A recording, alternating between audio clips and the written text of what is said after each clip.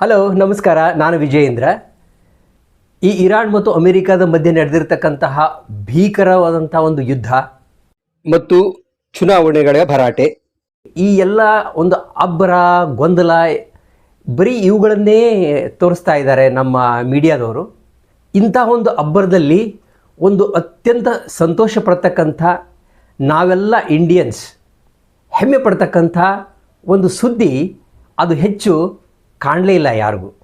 ಅದಕ್ಕೋಸ್ಕರ ನಾನು ಈ ವಿಡಿಯೋನ ಮಾಡ್ತಾಯಿದ್ದೀನಿ. ನಾವು ನಮ್ಮ ವಿಜ್ಞಾನಿಗಳಿಗೆ, ನಮ್ಮ ಟೆಕ್ನಾಲಜಿಸ್ಟ್ಗಳಿಗೆ, ನಮ್ಮ ಇಂಜಿನಿಯರ್ಸ್ಗಳಿಗೆ ಒಂದು ದೊಡ್ಡ ಸಲ್ಯೂಟ್ ಕೊಟ್ಟು ಅವರನ್ನು ಅಭಿನಂದಿಸಬೇಕಾಗಿದೆ. ಅಂತಹ ಒಂದು ಅದ್ಭುತವಾದ ಕೆಲಸವಂತ ನಮ್ಮ ಇಂಡಿಯಾದ ವಿಜ್ಞಾನಿಗಳು ಮಾಡಿ ತೋರಿಸಿದ್ದಾರೆ. ಅದೇನೆಂದರೆ, ಈಗ ಮೊನ್ನೆ 7ನೇ ತಾರೀಕಿಗೆ ಕಲ್ಪಾಕಂನಲ್ಲಿ ಇರತಕ್ಕಂಥ ಪ್ರೋಟೋಟೈಪ್ ಫಾಸ್ಟ್ ಬ್ರೀಡರ್ ರಿಯಾಕ್ಟರ್, ಅಂದರೆ ನಮ್ಮಲ್ಲಿ ಒಂದು ಸ್ಯಾಂಪಲ್ಗಾಗಿ ಒಂದು ಫಾಸ್ಟ್ ಬ್ರೀಡರ್ ರಿಯಾಕ್ಟರನ್ನು ಕಲ್ಪಾಕಂನ ಹತ್ರ ಮಾಡಿದ್ದಾರೆ. ಅದು ಕ್ರಿಟಿಕಲ್ ಸ್ಟೇಜಿಗೆ ತಲುಪುವಂತೆ ಈಗ ಆಗಿದೆ. ಇದು ಒಂದು ದೊಡ್ಡ ದಾಪುಗಾಲು. ನಮ್ಮ ಈ ವಿದ್ಯುತ್ ಉತ್ಪಾದನೆ ಏನಿದೆ ಅದು ಬೇರೆ ಬೇರೆ ರೀತಿಯಲ್ಲಿ ನಡೆಯುತ್ತದೆ, ನಿಮಗೆ ಗೊತ್ತಿರುತ್ತೆ. ಈಗ ನಮ್ಮ ರಾಯಚೂರಿನಲ್ಲಿ ಕಲ್ಲಿದ್ದಲನ್ನು ಕಾಯಿಸಿಬಿಟ್ಟು ಶಾಖೋತ್ಪನ್ನದಿಂದ ನಾವು ಇಲೆಕ್ಟ್ರಿಸಿಟಿಯನ್ನು ಪಡಿತೀವಿ. ಕೆಲವು ಕಡೆ ನೀವು ಅದನ್ನು ಕೇಳಿರ್ತೀರಿ, ಕೈಗಾದಲ್ಲಿ ಆಗಲಿ ಮತ್ತು ಬೇರೆ ಬೇರೆ ಸ್ಥಳಗಳಲ್ಲಿ ನ್ಯೂಕ್ಲಿಯರ್ ರಿಯಾಕ್ಟರ್ಸ್ ಅಂತ ಇದೆ. ಈ ನ್ಯೂಕ್ಲಿಯರ್ ರಿಯಾಕ್ಟರ್ಸ್ನಲ್ಲಿ ಒಂದು ನ್ಯೂಕ್ಲಿಯರ್ ಫಿಷನ್ ಆಗುವಂತಹ ಒಂದು ಪ್ರಕ್ರಿಯೆ ಇರುತ್ತೆ. ಆ ಫಿಷನ್ ಆದಾಗ ಅಂದರೆ ಏನು, ಒಂದು ಪರಮಾಣು ಒಡೆದಾಗ ಅಲ್ಲಿಂದ ಭಯಂಕರವಾಗಿರತಕ್ಕಂಥ ಶಾಖ ಉತ್ಪತ್ತಿಯಾಗುತ್ತೆ. ಆ ಶಾಖದಿಂದ ಮತ್ತೆ ವಿದ್ಯುತ್ತನ್ನು ತಯಾರಿಸಲಾಗುತ್ತೆ. ಇದರಲ್ಲಿ ಒಂದು ದೊಡ್ಡ ಸಾಧನೆಯನ್ನು ನಮ್ಮ ವಿಜ್ಞಾನಿಗಳು ಮಾಡಿದ್ದಾರೆ. ಈಗ ಸದ್ಯಕ್ಕೆ ರಷ್ಯಾದಲ್ಲಿ ಕಮರ್ಷಿಯಲಿ ವಯಬಲ್, ಅಂದರೆ ಕಮರ್ಷಿಯಲಿ ಅದನ್ನು ಉಪಯೋಗ ಮಾಡಿಕೊಂಡು ಅದರಿಂದ ವಿದ್ಯುತ್ತನ್ನು ಪಡಿತಕ್ಕಂಥ ಒಂದೇ ಒಂದು ರಾಷ್ಟ್ರ ಅಂದರೆ ರಷ್ಯಾ. ಈಗ ನಮ್ಮದು 2ನೇದು. ಆದರೆ ಇಲ್ಲಿ ರಷ್ಯಾದ ನೆರವಿನಿಂದ ನಾವು ಮಾಡಿದ್ದೇನಲ್ಲ, ಇದು ನಮ್ಮವರು 40 ವರ್ಷಗಳಿಂದ ಸತತ ಪ್ರಯತ್ನ ಮಾಡಿ, ಅದರಲ್ಲೂ ಕೊನೆಯ ಈಗಿನ 20 ವರ್ಷ ಭಾಳಷ್ಟು ಶ್ರಮಪಟ್ಟು ನಿಧಾನವಾಗಿ ಎಷ್ಟೇ ಅವುಗಳಲ್ಲಿ ಅಡಚಣೆಗಳನ್ನು ಬಂದರನ್ನು ಅವುಗಳನ್ನೆಲ್ಲ ಮಾಡಿಕೊಂಡು ಮತ್ತು ಅಗ್ದಿ ಕಾಸ್ಟ್ ಇಫೆಕ್ಟಿವ್ ಆಗಿ, ಅಂದರೆ ಕಡಿಮೆ ಖರ್ಚಿನಲ್ಲಿ ಹೇಗೆ ನಾವು ಮಾಡ್ಬೋದು ಅಂತ, ಇನ್ನೂ ಅಡ್ವಾನ್ಸ್ಡಾಗಿ ಹೇಗೆ ಮಾಡ್ಬೋದು ಅಂತ ಬದಲಾವಣೆಗಳನ್ನು ಮಾಡಿ ಕೊನೆಗೆ ಈ ಹಂತಕ್ಕೆ ಬಂದು ಮೊನ್ನೆ ಅದು ಕ್ರಿಟಿಕಲ್ ಸ್ಟೇಜಿಗೆ ಅದನ್ನು ತಲುಪಿಸಿದ್ದಾರೆ. ಈ ಕ್ರಿಟಿಕಲ್ ಸ್ಟೇಜ್ ಅಂದರೆ ಏನು ಅಂದರೆ, ಫಿಷನ್ ನಡೀತಾ ಇರ್ತದಲ್ಲ, ಅದು ಸೆಲ್ಫ್ ಸಸ್ಟೈನ್ ಆಗುವಂತೆ. ಅಂದರೆ ಒಮ್ಮೆ ನಾವು ಫಿಷನ್ ಸ್ಟಾರ್ಟ್ ಆಯಿತು ಅಂತ ಇಟ್ಕೊಳ್ಳಿ, ಅಂದರೆ ಆ ಶಾಖ ಉತ್ಪತ್ತಿ ಆಗ್ತಕ್ಕಂಥದ್ದು ಏನಿರುತ್ತಲ್ಲ, ಮುಂದೆ ಪದೇ ಮಾಡಬೇಕಾಗಿಲ್ಲ, ಅದು ತನ್ನಷ್ಟಕ್ಕೆ ತಾನೇ ಆಗ್ತಾ ಹೋಗುತ್ತೆ. ರಿಚಾರ್ಜ್ ಮಾಡಿ ಒಮ್ಮೆ ಒಂದು ಸಲ ಮಾಡಿಬಿಟ್ಟು ಅಂದರೆ 40 ವರ್ಷಗಳ ತನಕ ಅದು ಕಂಟಿನ್ಯೂಯಸ್ ಆಗಿ ನಮಗೆ ವಿದ್ಯುತ್ತನ್ನು ಕೊಡ್ತಾ ಇರುತ್ತೆ. ಇಂಥದ್ದೊಂದು ಪ್ರೋಟೋಟೈಪ್ ಫಾಸ್ಟ್ ಬ್ರೀಡರ್ ರಿಯಾಕ್ಟರನ್ನು ನಮ್ಮ ವಿಜ್ಞಾನಿಗಳು ಮಾಡಿದ್ದಾರೆ. ಆದರೆ ಇದು ಸದ್ಯಕ್ಕೆ ಆಗಿದ್ದ ತಕ್ಷಣವೇ ಇದು ನಮಗೆ ನಾಳಿಂದನೇ ವಿದ್ಯುತ್ತನ್ನು ಕೊಡಲ್ಲ. ಇದು ಒಂದು ಪ್ರೋಟೋಟೈಪ್, ಅಂದರೆ ಒಂದು ಸ್ಯಾಂಪಲ್ ಅಷ್ಟೇ. ಆದರೆ ನಾವು ಇಲ್ಲಿವರೆಗೆ ಅಚೀವ್ ಮಾಡಿದ್ದೀವಲ್ಲ ಈ ಟೆಕ್ನಾಲಜಿ, ಇದು ಅದ್ಭುತವಾಗಿರ್ತಕ್ಕಂಥದ್ದು. ಇನ್ನು ಮುಂದೆ ಭಾಳ ಏನಿಲ್ಲ, ಆ ಪ್ರೋಟೋಟೈಪ್ ಏನಿದೆ ಅದೇ ರೀತಿ ಬೇರೆ ಇನ್ನಷ್ಟು ಯೂನಿಟ್ಗಳನ್ನು ಮಾಡ್ತಾರೆ. ಯಾಕಂದರೆ ಆಲ್ರೆಡಿ ನಮ್ಗೆ ಗೊತ್ತಾಗಿದೆ ಟೆಕ್ನಾಲಜಿ ಎಲ್ಲ ಇದೆ. ಇನ್ನೇನು ಅದರ ಡೂಪ್ಲಿಕೇಟ್, ಟ್ರಿಪ್ಲಿಕೇಟ್, ಕ್ವಾಡ್ರುಪ್ಲಿಕೇಟ್ ಈ ಥರ ಅದನ್ನು ಹೆಚ್ಚೆಚ್ಚು ಮಾಡಿ ಬೇರೆ ಸ್ಥಳಗಳಲ್ಲಿ ನಮ್ಗೆ ಎಲ್ಲೆಲ್ಲಿ ಬೇಕೋ ಅಲ್ಲಿ ಸ್ಥಾವರಗಳನ್ನು ತಯಾರು ಮಾಡೋದು. ಹಾಗಾದರೆ ಇದರಲ್ಲಿ ಏನು ಅಂತ ವಿಶೇಷತೆ ಏನು ಅಂದರೆ, ನಾನು ಹೇಳಿದ ಹಾಗೆ ಬೇರೆ ಯಾವ ರಾಷ್ಟ್ರಗಳು ಮಾಡಿಲ್ಲ. ಕೆಲವೊಬ್ಬರು ಅದನ್ನು, ಈಗ ಫ್ರಾನ್ಸ್ ಆಗಲಿ, ಜರ್ಮನಿ ಆಗಲಿ, ಜಪಾನ್ ಆಗಲಿ, ರಷ್ಯಾ, ಆಮೇಲೆ ಚೀನಾ ಆಗಲಿ, ಇವರೆಲ್ಲ ಮಾಡಿದ್ರೂ ಕೂಡ ಅದು ಅಷ್ಟೊಂದು ಅವರಿಗೆ ಕಾಸ್ಟ್ ಇಫೆಕ್ಟಿವ್ ಆಗಿರಲಿಲ್ಲ ಅಂಥೇಳಿ ಮಧ್ಯದಲ್ಲೇ ಕೈಬಿಟ್ರು. ಆದರೆ ನಮ್ಮವ್ರು ಹಾಗೆ ಮಾಡಲಿಲ್ಲ. ಅದರ ಬೆನ್ನು ಹತ್ತಿ ಅದನ್ನು ಅಡ್ವಾನ್ಸ್ ಮಾಡ್ತಾ ಇಲ್ಲೊಂದು ಇಂಪಾರ್ಟೆಂಟ್ ಮಾತಿದೆ. ಏನಂದರೆ, ನಮ್ಮಲ್ಲಿ ಈಗೇನು ಅಣುಸ್ಥಾವರಗಳಿದ್ದಾವಲ್ಲ ಅವು ಎಲ್ಲವೂ ಯುರೇನಿಯಮನ್ನು ಉಪಯೋಗ ಮಾಡಿಕೊಂಡು ಮಾಡ್ತಕ್ಕಂಥವು. ನೋಡಿ, ಯುರೇನಿಯಮ್ಮು ನ್ಯಾಚುರಲಿ ನಮಗೇನು ಯುರೇನಿಯಂ ಇರುತ್ತೆ ಅದು ನಮ್ಮ ದೇಶದಲ್ಲಿ ಅತೀ ಕಡಿಮೆ ಸಿಗುತ್ತೆ, ಬರೀ 2% ಅಷ್ಟೇ ನಮ್ಮಲ್ಲಿ ಇರೋ. ಅಂದರೆ ನಾವು ನಮಗೆ ಬೇಕಾದಂಥ ಯುರೇನಿಯಂನ ನಮ್ಮ ಅಣುಸ್ಥಾವರಗಳ ನಡಿಬೇಕು ಅಂದರೆ ಬೇರೆ ಬೇರೆ ದೇಶಗಳಿಂದ ಟನ್ಗಟ್ಟಲೆ ಅದನ್ನು ನಾವು ತರಿಸ್ಕೋಬೇಕಾಗತ್ತೆ. ಅದಕ್ಕೆ ನಾವು ಸಾಕಷ್ಟು ದುಡ್ಡನ್ನು ಕೊಡಬೇಕಾಗತ್ತೆ. ಆದರೆ ನಮ್ಮಲ್ಲಿ ಇನ್ನೊಂದು ವರದಾನ ಇದೆ. ಏನಂದರೆ ಥೋರಿಯಂ ಅಂತಕ್ಕಂಥದ್ದು ನಮ್ಮಲ್ಲಿ ಇಡೀ ನಮ್ಮ ಜಗತ್ತಿನಲ್ಲಿ ಎಷ್ಟಿದೆಯೋ ಅದರ 30ರಷ್ಟು ಥೋರಿಯಂ ನಮ್ಮಲ್ಲೇ ಇದೆ.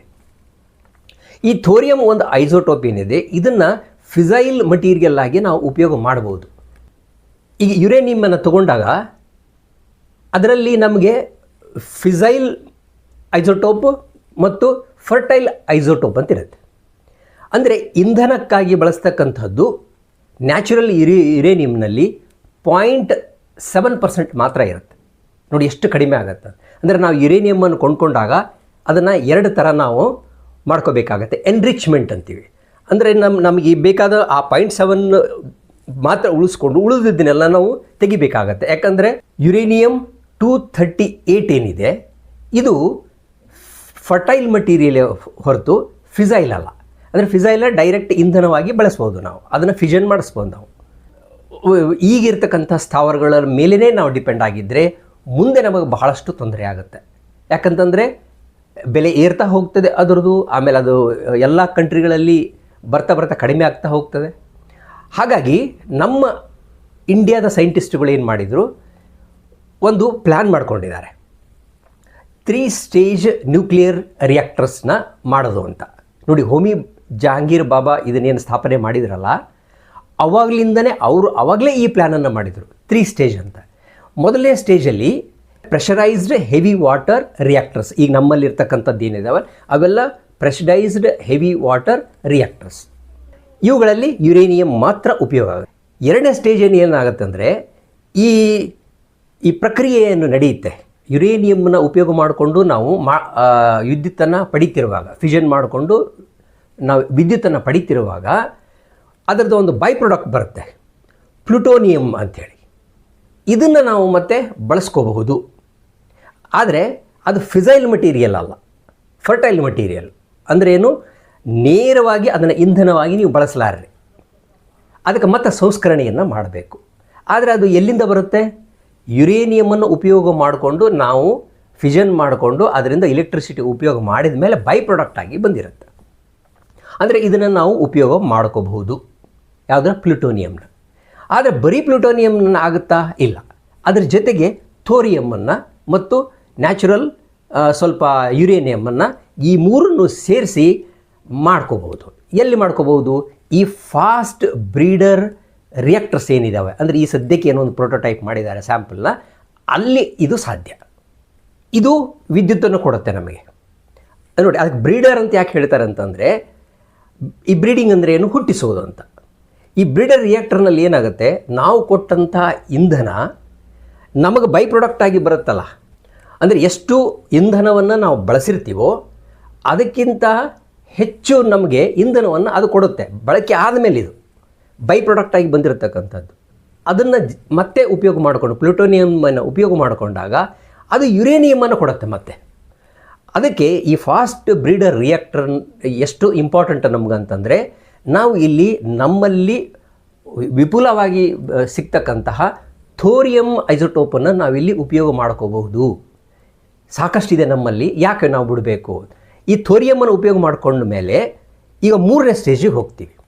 ಯುರೇನಿಯಂ 238 ಸಿಕ್ಕಿರುತ್ತೆ ನಮಗೆ, ಮತ್ತು ಪ್ಲುಟೋನಿಯಂ ಆ್ಯಸ್ ಇಟ್ ಈಸ್ ಸಿಗುತ್ತೆ.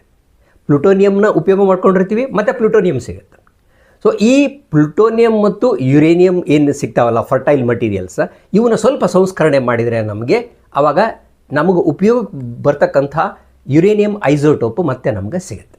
ಮತ್ತು ಪ್ಲುಟೋನಿಯಂನ 3ನೇ ಸ್ಟೇಜಿಗೆ ಅದನ್ನು ಇಂಧನವನ್ನಾಗಿ ಬಳಸ್ಕೊಳ್ತೀವಿ. ಹೀಗೆ ಮಾಡಿ ಒಂದು ಬಹಳ ವರ್ಷಗಳ, ಒಂದು 60-70 ವರ್ಷಗಳ ಪ್ಲ್ಯಾನ್.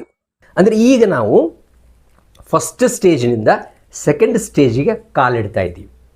ಈ ಬ್ರೀಡರ್ ಏನು ಮೊನ್ನೆ ಆಪ್ರೇಷನಲ್ ಆಯಿತು, ಆಪ್ರೇಷನಲ್ ಅಂದರೆ ಇನ್ನೂ ಕ್ರಿಟಿಕ್ಯಾಲಿಟಿಗೆ ಹೋಗಿದೆ. ಅಂದರೆ ಇದಾದ ಮೇಲೆ ಮತ್ತೆ ನಾವು ವಿದ್ಯುತ್ತಿಗೆ ಅದನ್ನು ಕನ್ವರ್ಟ್ ಮಾಡೋದೇನಿದೆ ಆ ಭಾಗನೆಲ್ಲ ಮಾಡ್ಕೋಬೇಕು. ಇದು ತುಂಬ ಕರೆಕ್ಟಾಗಿ ಎಲ್ಲ ಉಪಯೋಗ ಮಾಡ್ಕೊಂಡು ಎಲ್ಲ ಸರಿಯಾಗಿ ಕಮರ್ಷಿಯಲಿ ಆಗಬೇಕು ಅಂದರೆ ಇನ್ನೂ ಒಂದು 5 ವರ್ಷ ತೊಗೋಬೋದು ಅನಿಸುತ್ತೆ ನನಗೆ. ಕಮರ್ಷಿಯಲಿ ಇದು ಯಾವಾಗ ವಯೇಬಲ್ ಆಯಿತು ಆಗ ಏನು ಮಾಡ್ತಾರೆ, ಈ ಪ್ರೋಟೋಟೈಪ್ನಂತಹದೇ ಮತ್ತೆ ರೆಪ್ಲಿಕೇಟ್ ಮಾಡ್ತಾ ಹೋಗ್ತಾರೆ. ಅಲ್ಲೊಂದು ಇದೇ ಥರದ್ದು ಮಾಡ್ತಾರೆ. ಇವೆಲ್ಲದರಿಂದ ಬರ್ತಕ್ಕಂಥ ಪ್ಲೂಟೋನಿಯಮ್ಮು, ಯುರೇನಿಯಮ್ದು ಏನು ಫರ್ಟೈಲ್ ಮಟೀರಿಯಲ್ಸ್ ಸಿಗ್ತವೆ ನಮಗೆ, ಅದನ್ನೆಲ್ಲ ಕ್ರೋಢೀಕರಣ ಮಾಡಿ 3ನೇ ಸ್ಟೇಜಿಗೆ ಹೋಗ್ತೀವಿ.